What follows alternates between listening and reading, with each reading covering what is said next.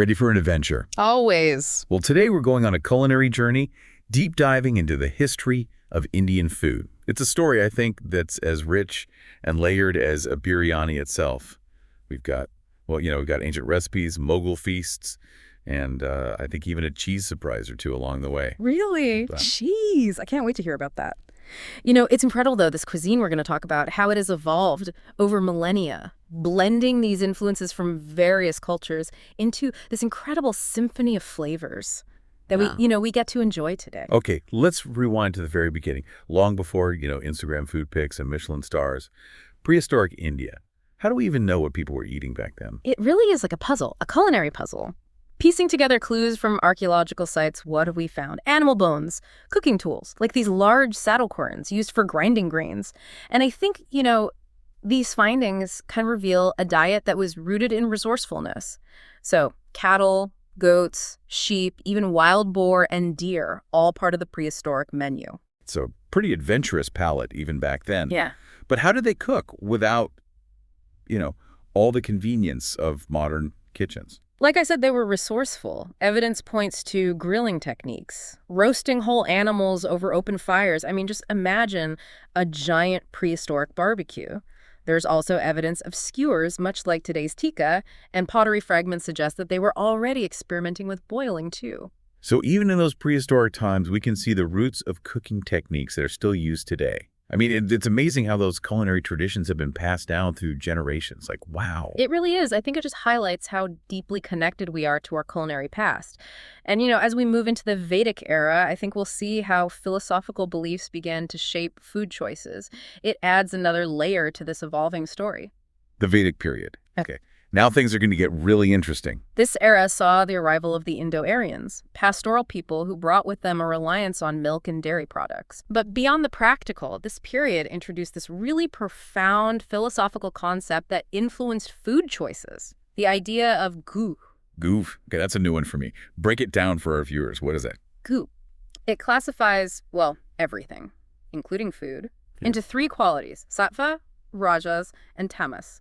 Each quality is believed to have a particular effect on the body and mind. So food wasn't just fuel. It was a way to influence your, state of being.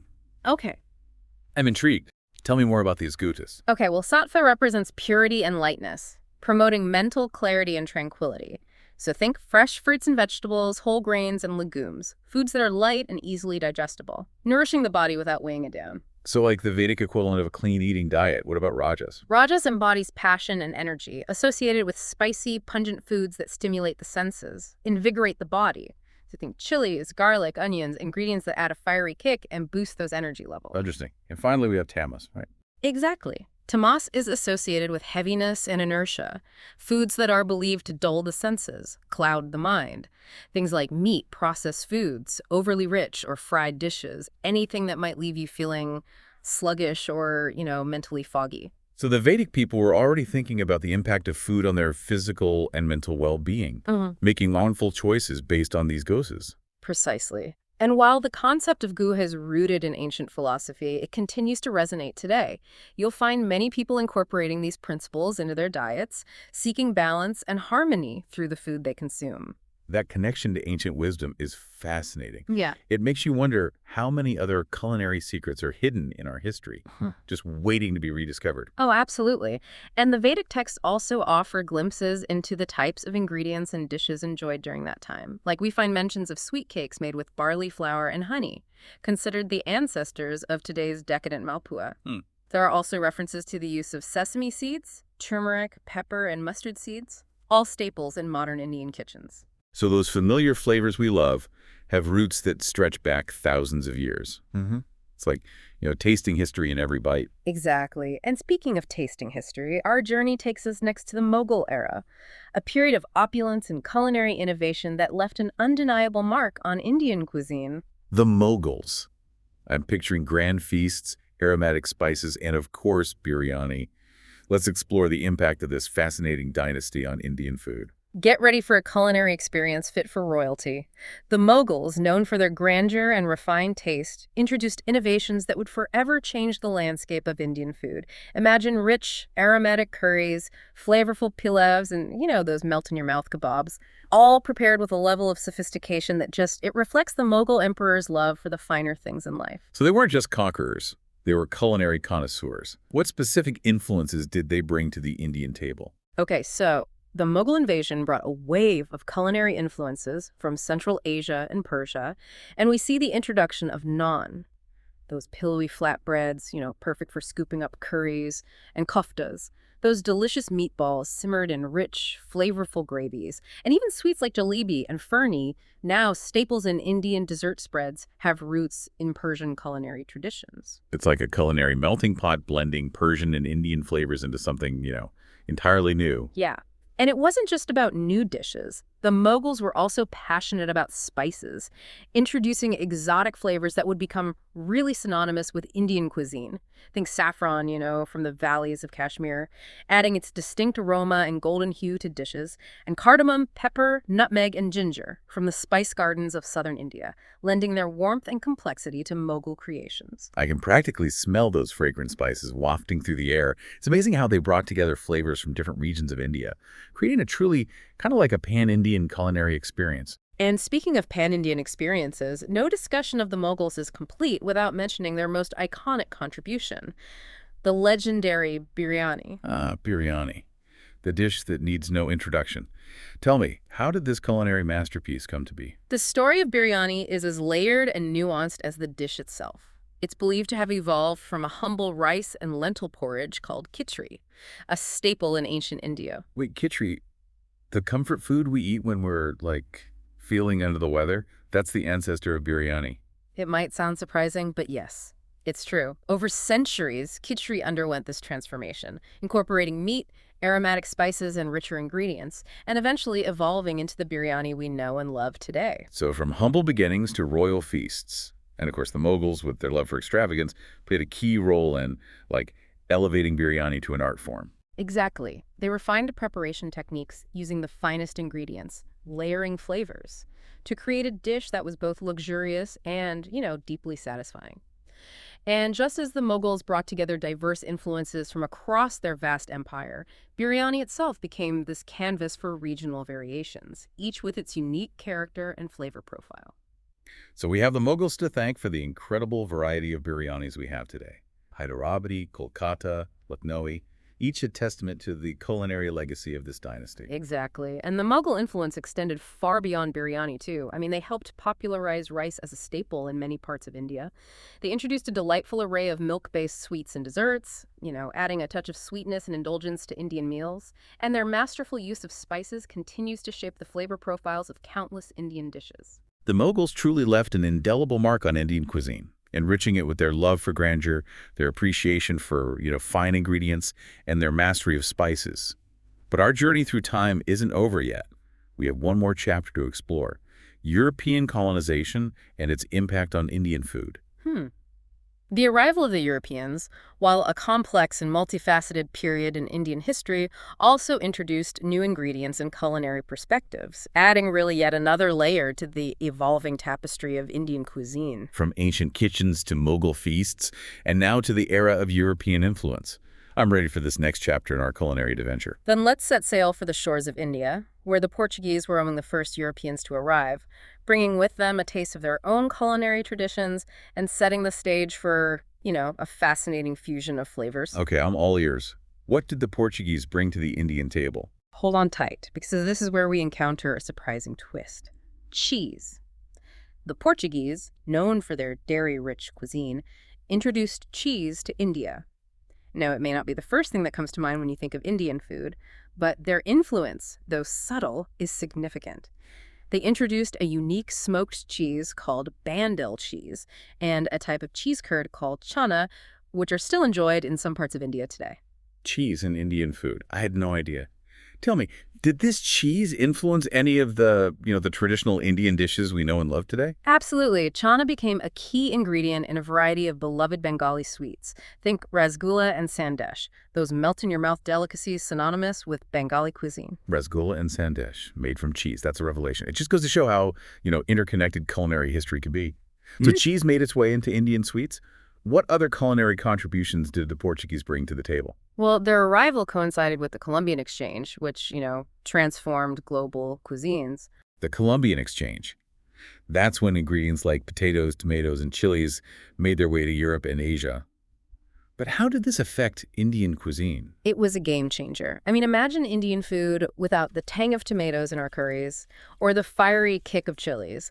Through the Columbian Exchange, ingredients now considered like quintessential to Indian cooking, potatoes, tomatoes, chilies, even pineapples, papaya, and cashews were introduced to India. Mind-blowing. Some of the most iconic ingredients in Indian food weren't even native to the region. This is rewriting everything I thought I knew about Indian cuisine. It really does. It speaks to the ingenuity of Indian cooks who embraced these new ingredients and kind of like seamlessly wove them into their culinary traditions. Okay, I need specifics. How did these new ingredients reshape the landscape of Indian food? Well, think about it. Tomatoes are now fundamental to curries. Potatoes, once unknown in India, appear everywhere, from curries to street food. Chilies, native to the Americas, brought their fiery personality to Indian cuisine. It's impossible to imagine Indian food without them. It's incredible how seamlessly they've become, part of the culinary fabric. Did any specific region experience a strong Portuguese influence? Goa, on the southwestern coast of India, was a Portuguese colony for centuries. Goan cuisine carries a distinct Portuguese imprint, and many dishes are adaptations of Portuguese recipes, showcasing a delicious fusion of flavors. Ooh, Goan food. Known for its unique blend of spices and seafood. Tell me more about this Portuguese connection. Okay, so consider vindaloo. It's a fiery, tangy pork curry, a Goan staple.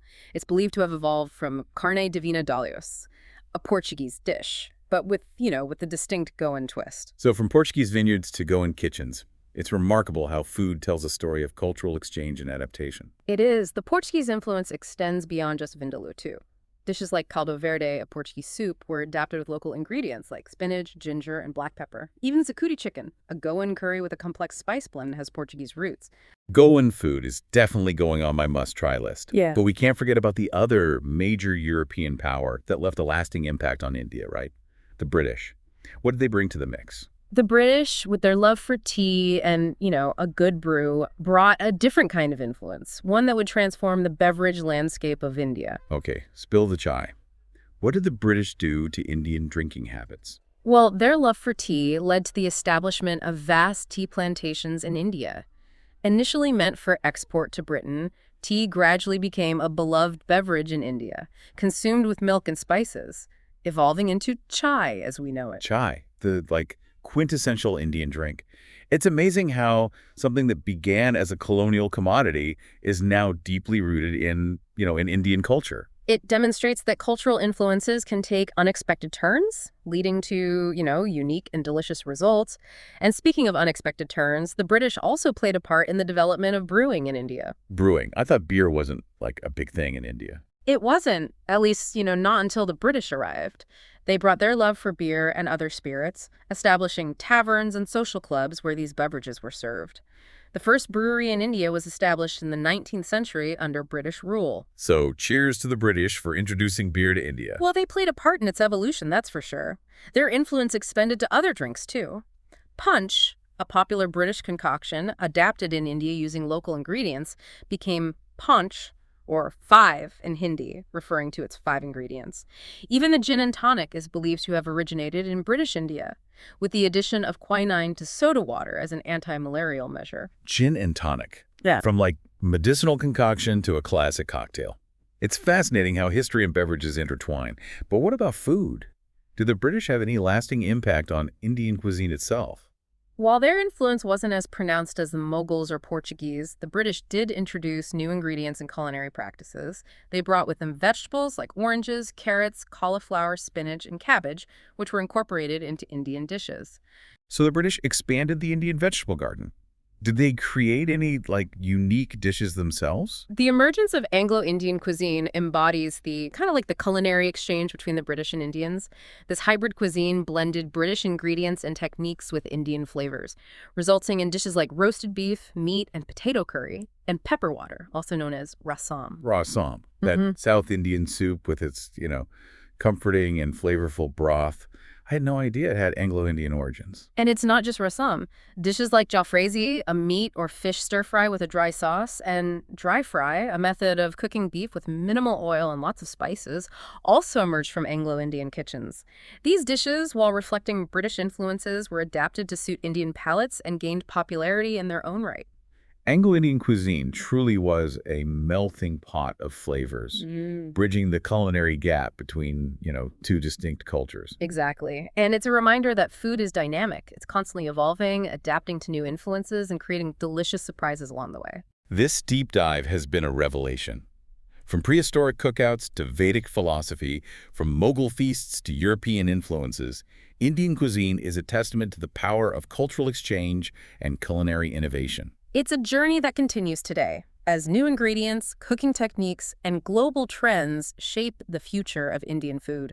I can't wait to see what new flavors and culinary creations emerge in the years to come.